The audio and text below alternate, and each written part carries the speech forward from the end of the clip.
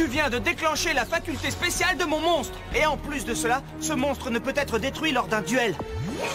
Ce n'est pas un monstre que tu as là, Yugi, c'est une friandise. Dans la dernière saison de Yu-Gi-Oh, lors de son ultime combat contre Bakura, le premier monstre que Yugi invoque, c'est pas le magicien sombre, le soldat du lustre noir, non, c'est lui, Marshmallow, une boule rose. Bien loin des guerriers et des dragons légendaires qui ont rendu Yu-Gi-Oh iconique, alors pourquoi est-ce qu'on en parle? Eh bien, si je te disais que en fait, c'était à la fois un des monstres les plus adorés et détestés de toute l'histoire du jeu. 300 d'attaque, 500 de défense et un effet qui l'a rendu célèbre pendant presque 20 ans, non destructible au combat. C'est censé être la base de Yu-Gi-Oh! Tu sors des plus gros monstres que ceux de l'adversaire et tu le tapes très fort. Mais là, non. Malgré ses apparences, Marshmallow est un mur impassable. Si ton deck n'a pas de manière de se débarrasser de lui, t'es coincé. À l'école, dans la cour de récré, il en a fait rager plus d'un. Mais en tournoi, qu'est-ce qu'il vaut? Moi, c'est Théromique et aujourd'hui, on parle de Marshmallow. Et oui, un des monstres avec une des histoires les plus intéressantes. Quelle marque il a laissé sur le jeu et pourquoi il a disparu? Est-ce que Marshmallow est fort? Marshmallow sort d'abord en 2007, puis en 2009 dans le pack du dueliste Yugi, et enfin dans le deck de structure, le Sanctuaire perdu. Assez simple à avoir, la carte finit dans les mains de beaucoup d'enfants qui découvrent sa capacité très rare. Il faut dire qu'à l'époque, les decks que tu croisais dans la cour de récré, ça ressemblait à ça. Des monstres sans effet, des magies qui boostent leur puissance, et des pièges pour dévier les attaques. Un monstre comme Marshmallow, indestructible au combat, pouvait parfois te faire gagner la partie à lui tout seul, ou alors au grand minimum bloquer ton adversaire pendant plusieurs tours. Incapable d'attaquer tes points de vie, il doit trouver une autre manière de s'en débarrasser. Et quand t'es gamin et que ton deck c'est surtout des piles de cartes aléatoires, bah souvent cette manière, tu ne l'as pas. Marshmallow devient ainsi le monstre fétiche de beaucoup de gens qui se rendent compte qu'ils peuvent juste gagner en rendant la vie difficile à leur adversaire. Que ce soit avec lui ou alors avec des messagers de paix qui bloquent les attaques ou alors limite de niveau zone B qui passe tous les monstres de niveau 4 ou plus sur le terrain en défense. Toi t'attaques pas, t'attends juste que ton adversaire frustré, dégoûté, bloqué, abandonne. C'est l'ancêtre de ce qu'on appelle le stun, les stratégies qui visent à gagner sans jouer. Sauf que même si dans la cour de récré c'est dévastateur, en tournoi ça marche un peu moins. Même dans les premières années de Yu-Gi-Oh, t'avais quand même des manières de te débarrasser de Marshmallow. Dès les premiers sets, des cartes comme Raigeki, Seigneur de la Suppression ou alors Trou Noir n'en faisaient qu'une bouchée. Dans les années qui suivent, on découvre aussi des monstres très puissants comme le Sorcier du Chaos qui peut retirer du jeu un monstre adverse, ou Raiza le Monarque de la Tempête qui renvoie une de ses cartes sur le dessus du deck. À l'époque, toutes ces cartes étaient rares et souvent chères, ça explique pourquoi Marshmallow était jouable en casual, mais en tournoi, il est donc beaucoup moins impassable que l'on ne le pense. Après, on l'a quand même vu. Au minimum, Marshmallow peut te permettre de temporiser quelques tours jusqu'à ce que ton adversaire pioche la carte pour s'en débarrasser. Ça te laisse le temps d'établir ta stratégie et de prendre l'avantage. En 2007, on le voit ainsi au SJC de San Mateo puis celui de Orlando où il prend toutes les places du top 8. On s'en servait pour gagner du temps avant de le sacrifier pour sortir le dragon de la lumière et des ténèbres. À chaque fois qu'un effet s'active, il perd 500 points d'attaque et l'annule. Une vraie menace, la pièce maîtresse d'une des stratégies les plus terrifiantes de l'histoire de Yu-Gi-Oh! Perfect Circle. Agressif qui cherche à sortir le dragon le plus rapidement possible pour contrôler la partie. Si Marshmallow est vite remplacé par de meilleures cartes, il reste quand même une part importante des premières versions du deck. Mais c'est pas le seul endroit où on le voit. On se rend compte que la plupart des joueurs mettent un Marshmallow dans leur side deck, les 15 cartes que tu peux échanger avec celles de ton deck principal entre chaque manche. Ça te sert à adapter ta stratégie pour mieux contrer celle de l'adversaire. Par exemple, s'il joue des cartes comme Tonneau Secret ou alors Dessert Seul pour brûler tes points de vie, rajoute un Death Wombat qui te protège de ce type de dégâts. Et en plus d'être efficace pour contrer les decks aggro avec peu d'effets mais qui t'attaquent très vite, Marshmallow est aussi utile en fin de partie.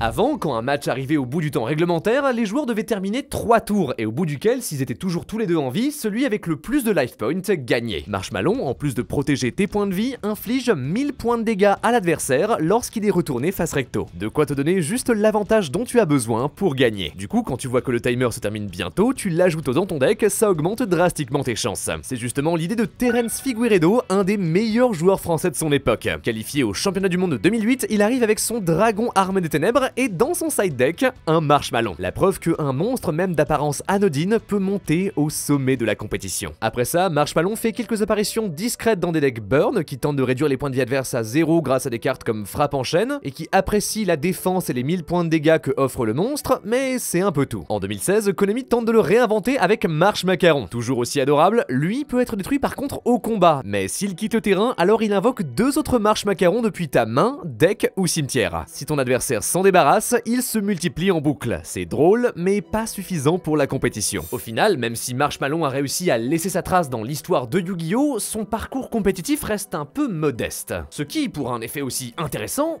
est bizarre. Mais si c'était parce que, depuis le début, on lui avait en fait volé la vedette. Comment on a remplacé Marshmallow ? Même s'il est rare, Marshmallow n'est pas le seul avec cet effet. Si tu veux des cartes indestructibles au combat, il y en a d'autres. Dans le tout premier deck de démarrage de Yu-Gi, tu trouvais déjà un Waboku, une piège qui dit jusqu'à la fin du tour, les monstres que tu contrôles ne peuvent pas être détruits au combat et tu ne prends aucun dommage. Fort et flexible, une manière de survivre un tour de plus pour reprendre le contrôle de la partie. Depuis plus de 20 ans, on l'a vu dans des centaines de decks, lui aussi jusqu'au championnat du monde. Moins populaire mais efficace, t'as aussi Corps Brumeux et Jeu d'enfant, des magies qui protègent tes monstres du combat. L'une tant qu'elle est équipée à ta créature, l'autre tant que tu as plus de 10 000 points de vie. Surtout, cet effet, tu le retrouves aussi sur des monstres. Le gardien celtique recyclé ne peut pas être détruit au combat avec une créature qui a plus de 1900 d'attaque. Ça veut dire que si tu trouves une manière de le booster de 500 points, c'est comme s'il était indestructible tout court. De la même manière, Crapaud de permutation protège tes autres grenouilles, Lumière sacrée est insensible aux monstres ténèbres, tandis que Naga Reptilia ne peut pas être détruite au combat, mais à la fin du tour, tu dois la passer en position d'attaque. Contrairement à Marshmallow, tous ces monstres ont des points faibles, des manières de contourner leur protection pour ne pas bloquer l'adversaire, ça équilibre le jeu. Tu vois ça très bien avec Méchante Sorcière Cosmol. En effet rapide, tu peux payer 1000 life points pour la rendre indestructible au combat et par effet de carte. Une très bonne protection mais qui ne dure que jusqu'à la fin du tour et qui te coûte des points de vie. Dans le même genre, les Nuagiens, tous indestructibles au combat, sauf que s'ils passent en position de défense, ils s'auto-détruisent. L'idée n'est donc pas d'avoir une défense impénétrable, mais de proposer un gimmick intéressant qui pousse l'adversaire à se creuser la tête pour le contourner. Et ça nous amène au Moissonneur d'Esprit. Niveau 3, 300 d'attaque et 200 de défense, sorti dans le deck de structure de la Folie Zombie des années avant Marshmallow, le Moissonneur d'Esprit est le tout premier monstre de Yu-Gi-Oh! À être indestructible au combat. Son seul point faible, s'il est ciblé par un effet de carte,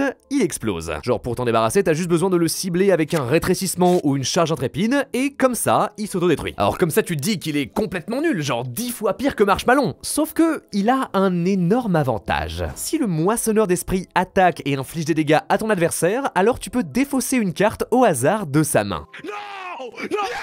D'un simple outil de défense, il devient une formidable attaque surprise. Si tu arrives à te débarrasser des monstres de l'adversaire, tu peux sortir ton moissonneur et lui retirer les cartes de sa main pour le priver d'encore plus de ressources. Piloté par un bon joueur, c'est une arme formidable. Résultat, Moissonneur d'Esprit est une des cartes avec le plus de top de toute l'histoire du jeu. Regarde-moi cette liste, elle est interminable. À l'époque, quand ton deck n'était encore qu'une pile de bons monstres sans synergie, en fait t'avais juste aucune raison de ne pas le jouer. En 2003, lors des tout premiers championnats du monde, il est dans la liste du 2e et du 3e, Mark Rosenberg, qui en joue carrément 3. Alors que la compétition s'organise et que les premiers gros tournois prennent forme, le Moissonneur est partout. En 2005, il gagne le SJC d'Orlando, puis immédiatement après celui de Los Angeles et Houston, avant d'arriver 2e à celui de Charlotte. Progressivement, il devient la clé de voûte du deck zombie. Tu peux l'invoquer directement de ton deck grâce à Tortue Pyramide, le chercher avec Zombie Gobelin ou le ramener du cimetière avec Mezuki, Livre de la Vie ou Maître des Zombies. Mais pas que, peu importe le deck, Monarch, Perfect Circle, Dragon des Ténèbres, Bête Gladiator, entre 2005 et 2008, le Moissonneur a sa place partout. Juste après la fin du Gold Format, il est tellement central que encore aujourd'hui on appelle cette période le Reaper Format,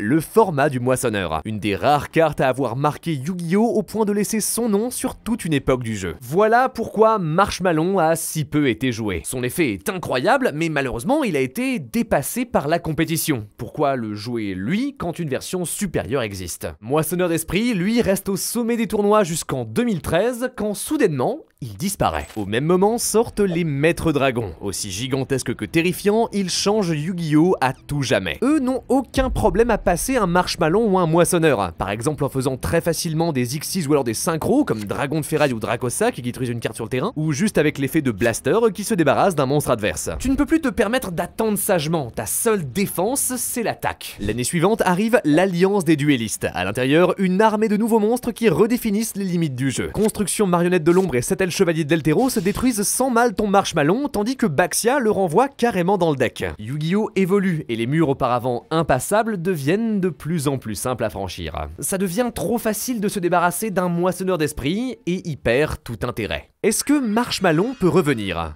Aujourd'hui, on a plus de 500 cartes qui te donnent une protection au combat, et certaines sont bien plus puissantes que Marshmallow ou le Moissonneur. Par exemple, si numéro 101 Honneur Silencieux Arche va être détruit au combat ou par effet de carte, tu peux détacher un de ses matériaux pour le protéger. Même chose avec Dingirsu qui, lui, protège l'entièreté de ton terrain. On a aussi eu de nouvelles magies et pièges comme Zone Sûre. Tu l'équipes à un monstre et tant qu'elle est là, il ne peut être ni détruit ni ciblé par des effets de carte. Ça le rend presque impassable. Heureusement, tant qu'il est protégé, il ne peut pas attaquer directement l'adversaire. Ce qui n'est pas le cas de l'œil maléfique de Selene, la clé de voûte d'un de mes decks préférés. Ça fait 2 ans que j'essaye de le caser quelque part. 2 ans! Enfin! En plus de protéger les monstres œil maléfique de la destruction et du ciblage, elle booste leur puissance tous les tours et débloque leurs effets incroyables. D'une certaine manière, c'est ce qui se rapproche le plus d'un deck Marshmallow, avec un monstre très galère à passer qui devient de plus en plus embêtant à chaque tour. Mais la vérité, c'est que aujourd'hui, il n'est plus si spécial que ça.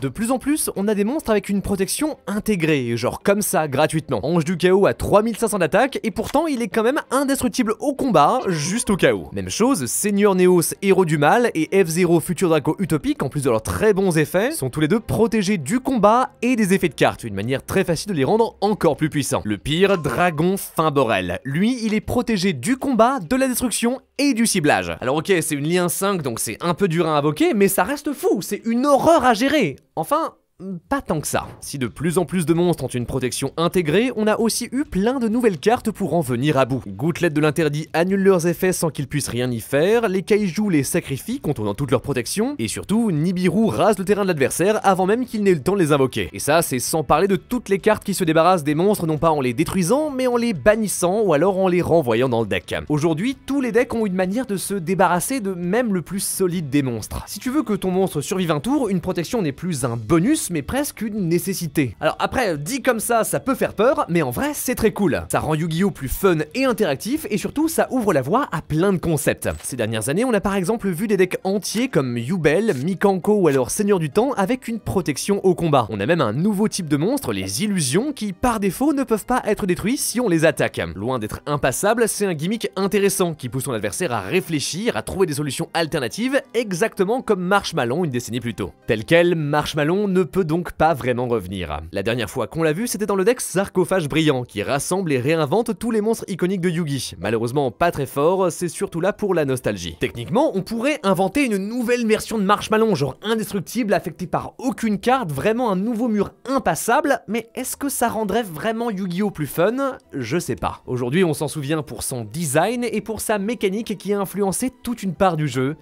Et c'est déjà pas mal. Et voilà, sur ce c'était Théromique, merci beaucoup de m'avoir écouté, n'hésitez pas à vous abonner et à partager la vidéo autour de vous. Je vous en parle depuis un moment, mais la semaine prochaine arrive enfin la formation que je vous ai teasée depuis quelques semaines en vidéo, ça va être très sympa. Allez voir ça, plus que 7 jours d'attente, ça va être très sympa. Sur ce, merci encore de m'avoir écouté, c'était Théromique, croyant l'âme des cartes, à la prochaine.